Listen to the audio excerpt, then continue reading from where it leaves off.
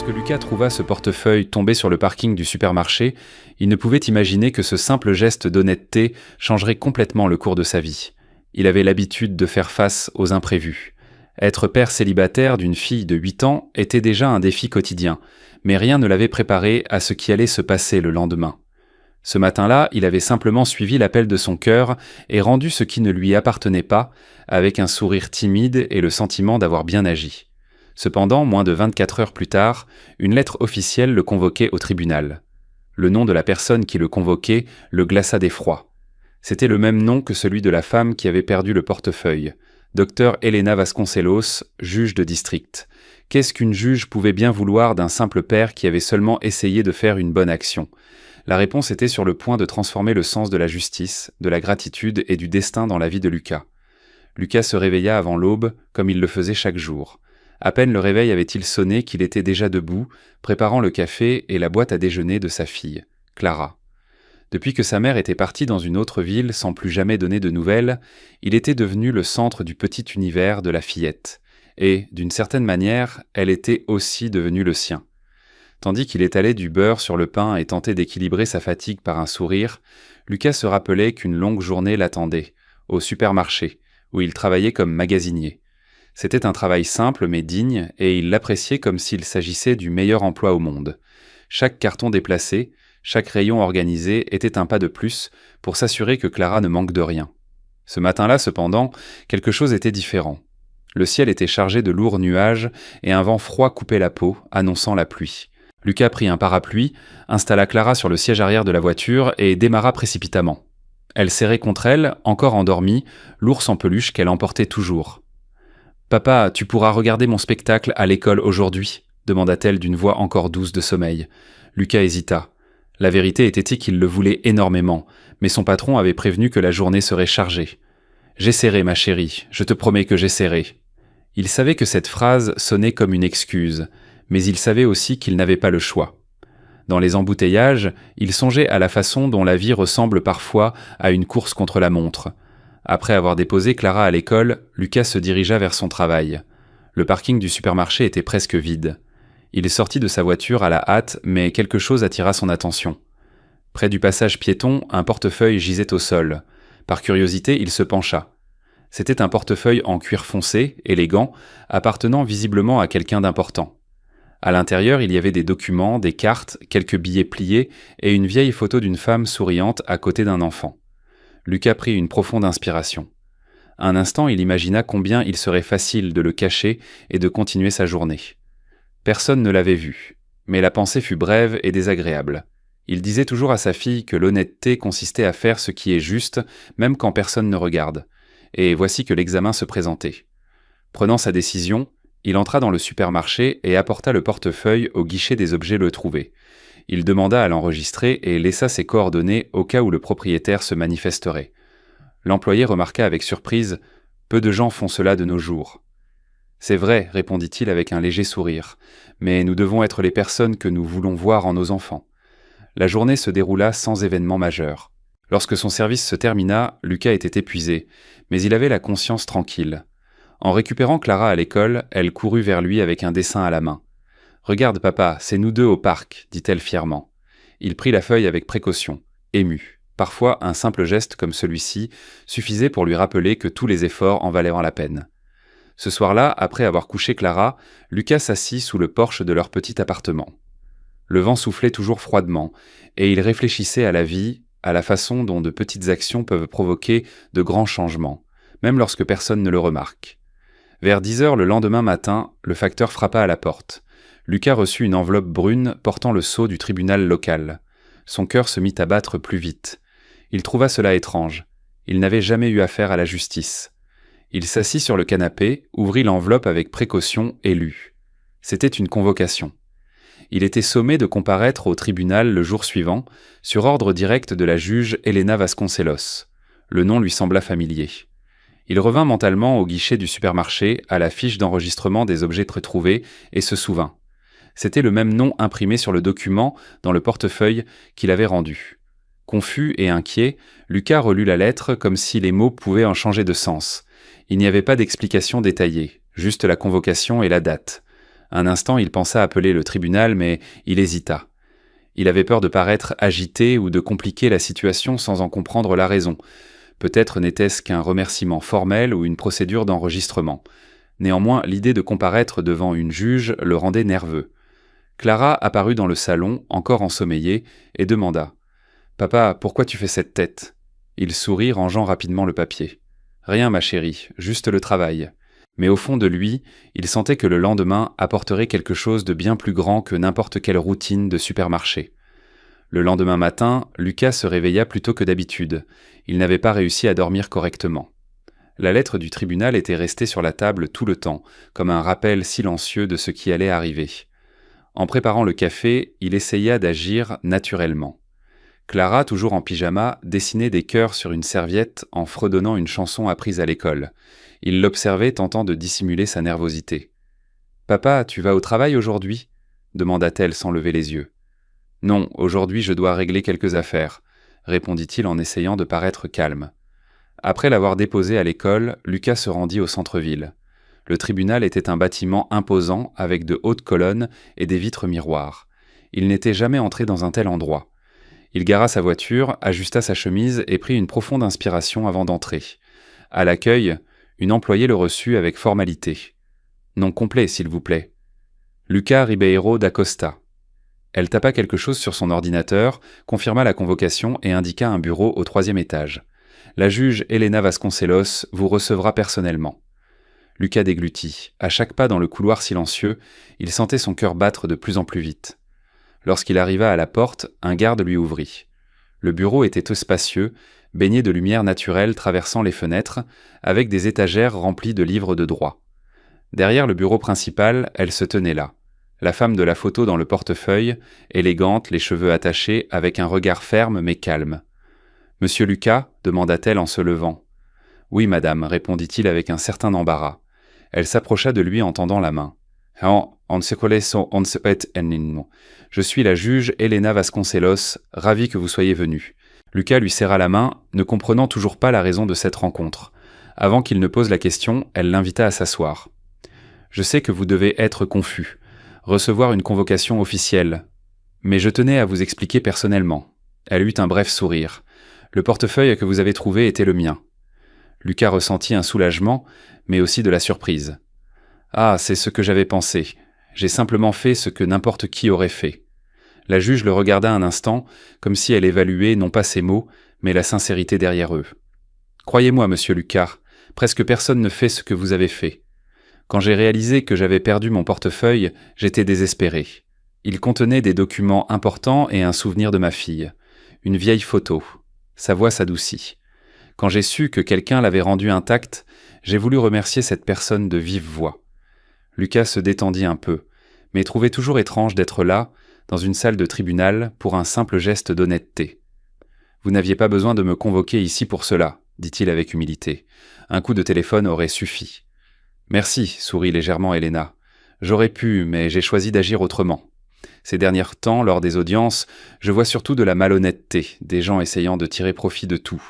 Quand j'ai su que vous aviez rendu ce que beaucoup auraient simplement gardé, j'ai senti que je devais montrer à mon équipe et à moi-même qu'il existe encore des gens qui agissent pas correctement. » Lucas ne savait que répondre, il garda le silence, triturant ses mains. « De plus, poursuivit-elle, j'étais curieuse de savoir qui était la personne derrière ce geste. C'est pourquoi j'ai demandé à vous faire venir.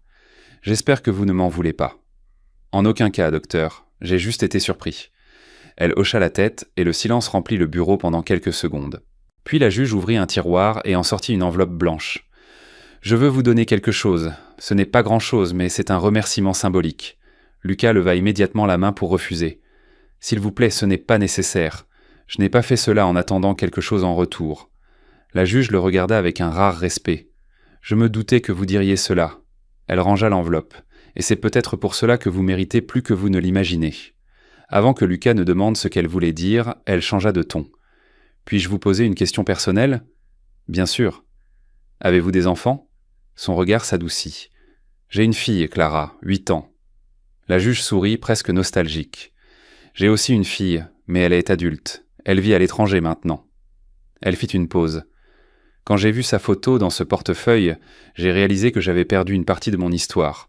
et vous me l'avez rendu. » Il y avait dans sa voix un mélange de gratitude et de mélancolie qui toucha Lucas. Il comprit que derrière l'autorité du juge existait quelqu'un qui portait aussi ses manques et ses souvenirs. À la fin de la conversation, Elena se leva. « Monsieur Lucas, je vous promets que ce ne sera pas notre dernière conversation. J'ai quelque chose en tête qui pourrait vous intéresser, mais j'ai besoin de temps pour tout organiser. » Il se leva également, ne comprenant pas très bien ce qu'elle voulait dire, mais répondit avec respect « D'accord, docteur, et merci. » En sortant du tribunal, Lucas prit une profonde inspiration. Le vent dehors lui sembla plus léger. Il ne savait pas à quoi s'attendre, mais quelque chose en lui disait que cette rencontre aurait encore des conséquences inattendues. Dans les jours qui suivirent la rencontre au tribunal, Lucas tenta de reprendre sa routine, mais quelque chose en lui avait changé. Il y avait quelque chose dans les paroles de la juge Elena Vasconcelos qui ne lui sortait pas de la tête, la promesse que ce ne serait pas leur dernière conversation. Il ignorait ce qu'elle voulait dire, mais une part de lui, peut-être la plus curieuse ou la plus pleine d'espoir, sentait que quelque chose d'important allait encore arriver. Pendant ce temps, la vie suivait son cours. Le travail au supermarché, la course pour récupérer Clara, les factures qui n'attendaient en jamais le salaire.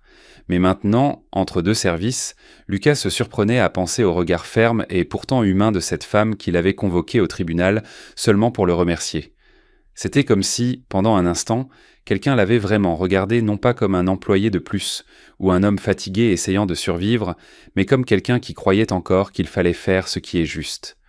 3 jours plus tard, il reçut un appel inattendu. C'était le bureau de la juge. « Monsieur Lucas Ribeiro, ici Daniela, l'assistante du docteur Elena. Elle m'a demandé de vous contacter. »« Bien sûr, je vous écoute, » répondit-il en essayant de dissimuler son appréhension. « Le docteur aimerait vous rencontrer à nouveau, si possible cette semaine encore. Elle a dit qu'il s'agissait d'une proposition importante. » Lucas garda le silence quelques secondes. Une proposition d'une juge, cela semblait totalement hors de sa réalité. « Bien sûr, je peux. Quand le souhaite-t-elle ? » ?»« Parfait. Demain à 15h dans son bureau. » En raccrochant, Lucas resta quelques minutes avec le téléphone à la main, essayant d'imaginer ce que cela pouvait être. Peut-être voulait-elle proposer un travail, ou peut-être une interview pour un projet social. Il ne savait pas, mais quelque chose lui disait que cette rencontre serait différente de la première. Ce soir-là, il ne raconta que l'essentiel à sa fille. « Demain, papa doit régler une affaire importante. »« D'accord. » Clara le regarda avec la tendresse typique de son âge. « Tout ira bien, papa. Tu dis toujours que celui qui fait le bien attire le bien. » Lucas sourit. « Oui, peut-être que c'est vrai. » Le lendemain, le ciel était dégagé et le soleil illuminait le palais de justice avec une clarté presque symbolique. Lucas arriva quelques minutes avant l'heure fixée. La même assistante l'accueillit avec la même amabilité. « Vous pouvez entrer, monsieur Lucas. Le docteur vous attend déjà. » Lorsqu'il entra, Elena se tenait près de la fenêtre, regardant la circulation dans la rue. Elle se retourna avec un sourire réservé. « Comme je suis contente que vous soyez venu. »« Bien sûr, docteur. J'avoue que j'étais curieux. » Elle l'invita à s'asseoir, mais cette fois, il n'y avait pas la formalité de la rencontre précédente.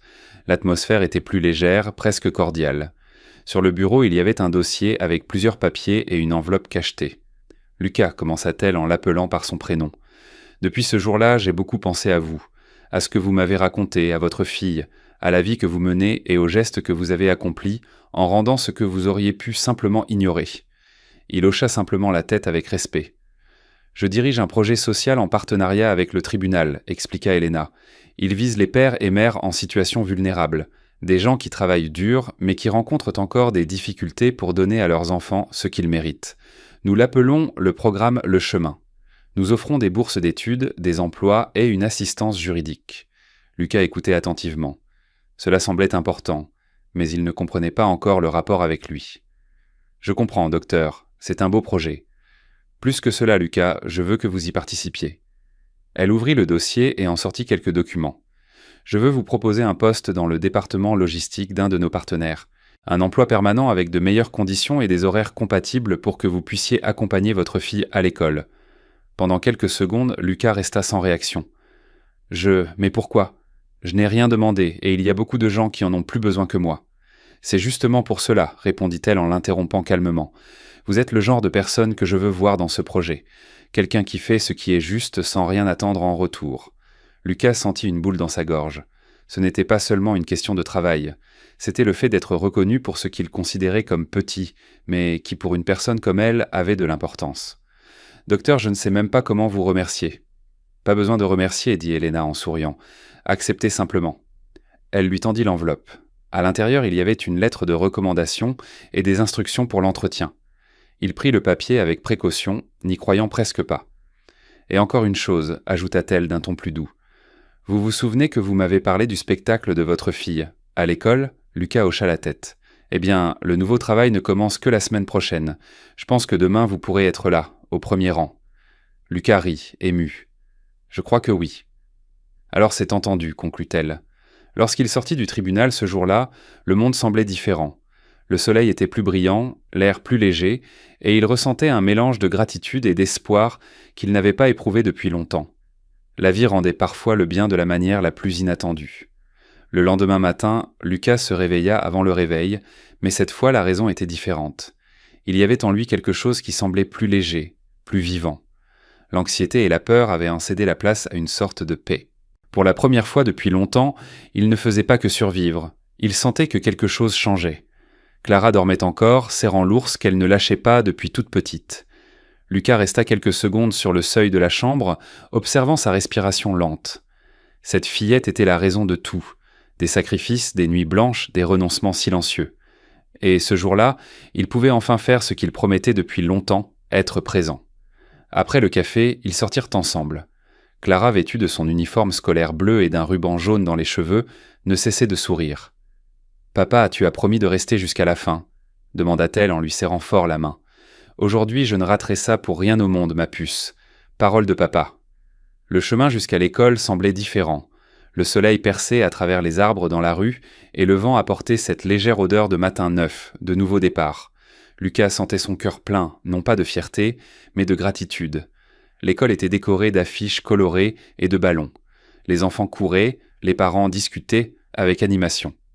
Et pour la première fois, Lucas ne se sentait pas déplacé. Il s'assit sur une chaise dans la salle, au deuxième rang, et attendit. Lorsque la lumière s'éteignit et que le spectacle commença, il vit Clara monter sur scène avec le groupe de sa classe. La chanson était simple, sur la famille, le courage et les rêves. Elle dansait avec une telle joie qu'elle semblait illuminer toute la scène. Lucas sentit ses yeux s'emplir de larmes, non de tristesse mais de cette émotion pure que seuls les parents comprennent. Il se souvint de tous les jours où il rentrait tard, épuisé, sans avoir le temps de voir sa fille s'endormir, toutes les fois où il s'était senti trop petit face aux difficultés. Mais là, à cet instant, rien de tout cela n'avait d'importance. Il était là où il avait toujours voulu être. Quand le spectacle se termina, Clara courut vers lui, essoufflée. « Tu as vu, papa ? J'ai bien fait tous les pas ? » « J'ai vu, ma championne, tu as été merveilleuse. » Elle le serra fort dans ses bras, et Lucas sentit son cœur se serrer d'émotion. C'était comme si cette étreinte compensait tous les jours où il pensait ne pas être à la hauteur. Tandis qu'il aidait les professeurs à ranger les chaises, il entendit quelqu'un l'appeler. « Monsieur Lucas !» C'était une voix féminine, familière. Lorsqu'il se retourna, il vit la juge Helena debout près de la porte de la salle de spectacle, avec un sourire réservé. « Docteur Helena !» s'exclama-t-il avec surprise. « J'espère que cela ne vous dérange pas, » dit-elle en approchant. La directrice de l'école est une amie de longue date. Elle a mentionné le spectacle, et j'ai pensé qu'il serait bon de venir voir. Lucas rit, ne sachant que dire. Quelles heureuses coïncidences. Clara sera ravie de vous rencontrer. Helena s'accroupit à la hauteur de la fillette et tendit la main. « Bonjour Clara, je suis une amie de ton papa. J'ai entendu dire que tu as magnifiquement dansé aujourd'hui. » Clara sourit timidement. « Merci. Papa a dit que vous aidiez beaucoup de gens. » Helena regarda Lucas avec émotion. « Ton père est une personne très spéciale, tu sais. » Clara se sentit pleine de fierté. « Je sais. » Cette simplicité enfantine arracha un sourire sincère à la juge. Un instant, elle sembla laisser de côté la posture sérieuse que le tribunal exigeait. Il y avait dans cette rencontre quelque chose de profondément humain, comme si deux mondes totalement différents s'étaient rencontrés au point exact de la bonté. Un peu plus tard, Helena prit congé d'une poignée de main. « Lucas, on se voit la semaine prochaine. »« D'accord. Les gens du projet ont déjà confirmé votre poste. J'y serai, n'en doutez pas, et encore merci. » Sur le chemin du retour, Clara ne cessait de parler de l'événement, des chansons, des amis, des rires. Lucas l'écoutait, riant avec elle. Lorsqu'ils arrivèrent, elle courut dans sa chambre et revint avec une feuille de papier pliée. Papa, j'ai fait un dessin pour toi. C'était une feuille colorée au crayon de cire. Sur le dessin, il y avait 3 personnes se tenant la main. Clara, lui et une femme aux cheveux attachés. « Qui est-ce ici » demanda-t-il avec curiosité. « C'est la dame du tribunal. Tu as dit qu'elle avait été gentille avec nous. »« Ah oui ? Alors je l'ai dessinée aussi. » Lucas garda le silence un instant, regardant le dessin. Quelque chose en lui se réchauffa. Pas un sentiment romantique, mais une profonde gratitude de voir le bien se multiplier, même dans les petites choses. Plus tard, quand Clara s'endormit, il s'assit sous le porche, regardant le ciel sombre. Il pensait aux coïncidences de la vie, à la façon dont un portefeuille perdu l'avait mené à tout cela. Et pour la première fois, depuis des années, il sentit que l'avenir pouvait être plus clément que le passé. La semaine suivante commença avec une autre énergie.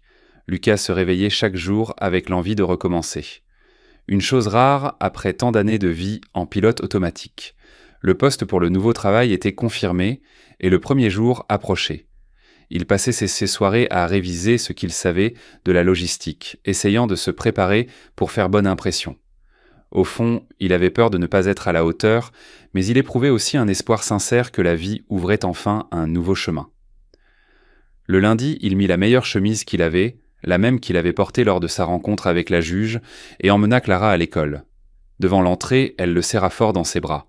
« Bonne chance pour ton nouveau travail, papa. »« Merci, ma chérie, et merci de croire en moi, même quand moi-même je n'y croyais presque plus. » Son nouveau lieu de travail était une coopérative qui s'occupait de la distribution de produits alimentaires pour des projets sociaux. Dès que Lucas arriva, il comprit que l'atmosphère était différente. Les gens se traitaient avec respect, les collègues semblaient vraiment travailler en équipe. Le coordinateur, un homme gentil nommé Sergio, l'accueillit chaleureusement. « Vous êtes Lucas, n'est-ce pas ? Le docteur Elena m'a dit beaucoup de bien de vous. »« Vraiment ? » demanda-t-il surpris. « Elle a dit que vous êtes une personne qui comprend la valeur de l'honnêteté. Cela vaut plus que n'importe quel diplôme, croyez-moi. » Ces mots le touchèrent. Pour la première fois, quelqu'un le voyait non seulement à travers un poste ou une fonction, mais pour son caractère, et cela le motiva encore plus. Les premiers jours, Lucas travailla avec zèle, organisa l'entrepôt, apprit à utiliser les nouveaux systèmes et gagna bientôt le respect de ses collègues. Quand il rentrait fatigué, il trouvait tout de même le temps d'aider Clara avec ses devoirs. Les soirées, autrefois silencieuses et lourdes, étaient maintenant pleines de conversations, de rires et de projets. Le vendredi après-midi, alors qu'il triait un lot de cartons, Lucas entendit quelqu'un l'appeler. « Lucas, c'était Sergio. Le docteur Elena est là. » Il se retourna et la vit entrer par le portail en vêtements simples, bien loin de l'officialité du tribunal. Il y avait dans ce sourire quelque chose de plus humain. « Je suis venu faire une visite surprise, dit-elle. Je voulais voir comment vous vous adaptiez. » Lucas s'essuya les mains et répondit par un sourire sincère. « Tout est parfait, docteur, mieux que je ne pouvais l'imaginer. » Elle observa l'entrepôt et les gens qui travaillaient et commenta « Vous savez, parfois la justice se fait en dehors des salles d'audience. Ici, par exemple. » « Oui, répondit-il pensivement. Je pense qu'ici, nous apprenons à aider différemment. » Ils gardèrent le silence quelques secondes, observant l'activité autour d'eux. Elena sortit alors une enveloppe de son sac et la lui tendit. « J'allais oublier. C'est quelque chose que vous aimerez voir. » À l'intérieur se trouvait une lettre dactylographiée avec le sceau du tribunal. En bas, il y avait le nom de Lucas et la mention qu'il avait été récompensé dans le programme Le Chemin comme exemple d'honnêteté et de contribution à la société. « Je ne sais pas quoi dire, murmura-t-il les larmes aux yeux. Il n'y a rien à dire, continuez simplement à être qui vous êtes. » Elle le regarda un instant et ajouta « Savez-vous ce qui m'a poussé à créer ce projet, Lucas ? Le sentiment que le monde perd le sens de l'honnêteté. Je jugeais des gens tous les jours, je voyais des erreurs, des mensonges, des excuses, et je commençais à croire que les bonnes actions disparaissaient. Mais vous m'avez prouvé le contraire. » Lucas resta sans voix, hochant seulement la tête, sentant une boule dans sa gorge. « Docteur, la vérité est que j'ai simplement fait ce que j'espérais que quelqu'un ferait pour moi si je perdais tout quelque chose. » Elena sourit. « Et c'est justement ce qui rend votre acte si spécial. » Après qu'elle eut pris congé, Lucas resta quelques minutes debout, tenant la lettre. Le vent effleurait son visage, et il pensait à la façon dont la vie lui avait silencieusement rendu tout ce qu'il croyait avoir perdu. La dignité, l'espoir et un but. Ce soir-là, quand il rentra chez lui, Clara était assise sur le canapé avec un livre d'histoires à la main. « Papa, aujourd'hui la maîtresse nous a demandé d'écrire sur ce que signifie être un héros. »« Et qu'est-ce que tu as écrit ?» demanda-t-il curieusement. « Qu'un héros, c'est quelqu'un qui aide sans rien attendre en retour. Comme toi. » Lucas s'agenouilla, serra sa fille dans ses bras et sentit son cœur se serrer. Aucune récompense, aucune reconnaissance n'aurait été plus grande que d'entendre cela de sa part. Plus tard, quand Clara s'endormit, il s'assit de nouveau sous le porche. La lettre de la juge était posée près de lui, et le silence de la nuit semblait chargé de sens. La vie, pensa-t-il, nous met parfois à l'épreuve quand on s'y attend le moins, mais elle nous récompense aussi quand on ne cesse pas de faire ce qui est juste. À ce moment-là, Lucas comprit que son histoire n'était pas une question de chance ou de coïncidence, c'était une question de choix, de la force d'un geste simple qui, sans le savoir, avait touché la vie de quelqu'un et transformé aussi la sienne. 2 mois s'étaient écoulés depuis le jour où Lucas avait commencé son nouveau travail. La routine de Clara et la sienne avait désormais un nouveau rythme. Un rythme qui, pour la première fois depuis des années, ne tournait pas autour de l'inquiétude, mais de la stabilité. Un salaire fixe, une atmosphère chaleureuse et le temps qu'il pouvait passer avec sa fille avaient à ramener ce qu'il croyait perdu, le sentiment de sécurité. Peu à peu, Lucas devenait une référence au sein de la coopérative. Il était le premier arrivé et le dernier parti, toujours prêt à aider ceux qui en avaient besoin. Ses collègues le respectaient, non seulement pour son zèle, mais aussi pour la manière calme et juste dont il traitait tout le monde. Le coordinateur Sergio disait qu'il avait un don rare pour rendre le travail le plus difficile simple, et le simple important. Mais au fond, Lucas savait que tout cela n'était pas une question de don, mais de but. Tout ce qu'il faisait avait une raison claire, offrir un meilleur avenir à Clara et lui montrer que le bien revient toujours d'une manière ou d'une autre. Un après-midi, alors qu'il triait des produits dans l'entrepôt, Elena apparut à nouveau, cette fois sans prévenir. Elle avait un dossier à la main et ce même sourire calme qui, d'une certaine manière, semblait toujours changer l'air autour d'elle. « Lucas » appela-t-elle en entrant lentement. Il se retourna surpris mais heureux. « Docteur Elena, quelle agréable visite !» Elle s'approcha et, avant de parler, l'observa quelques secondes. « Il semble que vous soyez parfaitement adapté. »« Plus que cela, » répondit-il en souriant, « je dirais que j'ai enfin trouvé ma place. »« Je suis ravie, dit-elle, puis elle ouvrit le dossier. « En réalité, je suis venue parce que j'ai une proposition. » Lucas fronça les sourcils. « Curieux. Une proposition ? » Le programme Le Chemin grandit. Nous avons de nouveaux partenaires et nous créons un nouveau domaine pour former des mentors. Des gens qui inspirent tant les autres à changer leur vie, qui montrent par des exemples concrets que l'honnêteté et les efforts en valent encore la peine. Je veux que vous deveniez l'un de ces mentors. Lucas garda le silence quelques secondes. Mais je ne sais pas si j'ai quelque chose à enseigner. Si, l'interrompit-elle fermement. Votre histoire est exactement ce dont le projet a besoin. L'idée l'émouvait mais l'effrayait aussi. Il n'avait jamais parlé en public et la simple pensée de se tenir devant un groupe le rendait nerveux. Elena le remarqua. Ne vous inquiétez pas pour la scène, racontez simplement votre vérité. Parfois les gens n'ont pas besoin d'un beau discours, ils ont juste besoin de quelqu'un qui leur donne à nouveau envie d'y croire. Ces paroles résonnèrent profondément. Ce soir-là, chez lui, Lucas réfléchissait à ce qui s'était passé. Il regardait Clara jouer sur le tapis du salon et imaginait ce qu'elle penserait si elle le voyait là, en train d'aider d'autres familles. « Papa, qu'est-ce qu'il y a ?» demanda-t-elle, remarquant son regard pensif. « Rien, ma fille. Je crois que papa va commencer quelque chose de nouveau. Encore. » Elle sourit. « Alors c'est bon signe.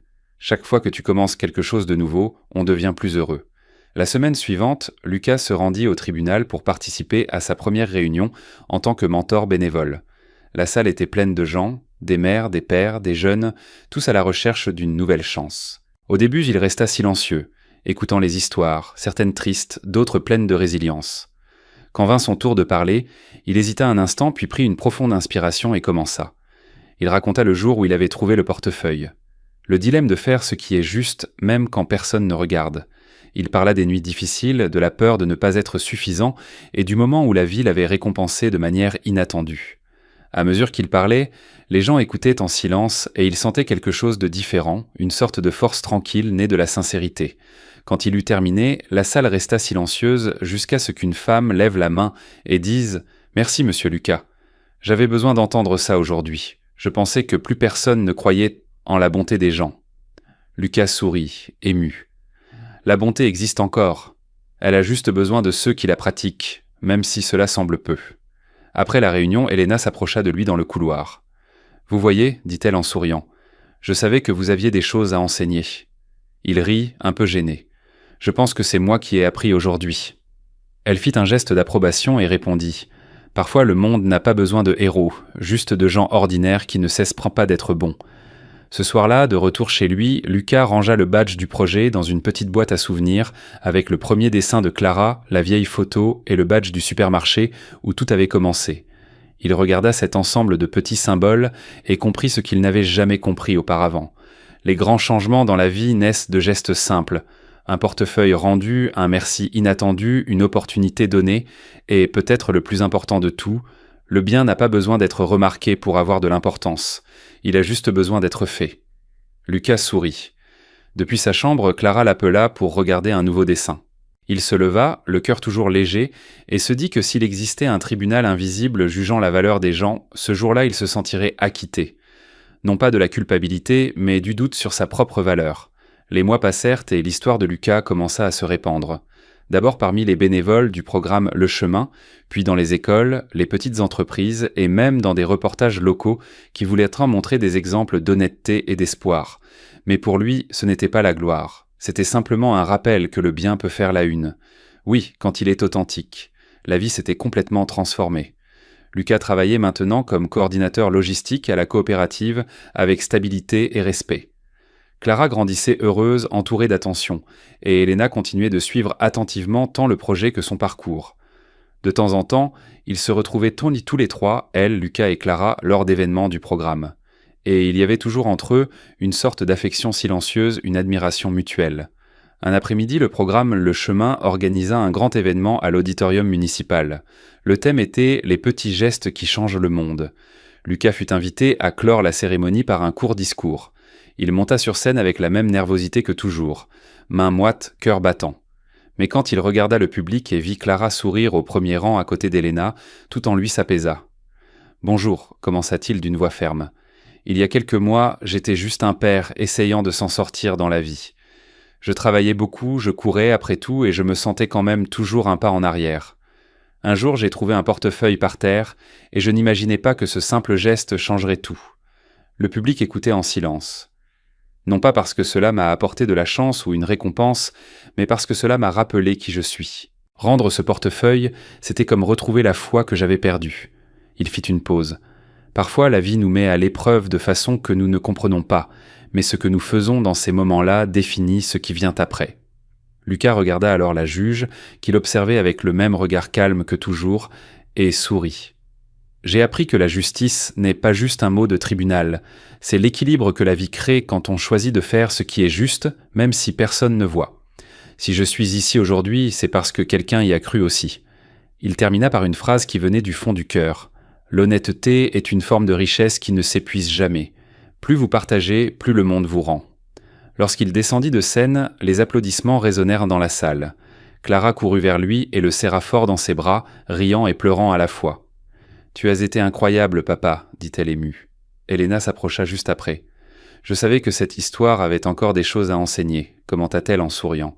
Vous m'avez appris bien plus que vous ne l'imaginez, docteur. » Elle tendit la main, mais cette fois, Lucas la serra non pas avec la formalité d'autrefois, mais simplement avec sincérité. « Le monde a besoin de plus de gens comme ça, ajouta-t-elle.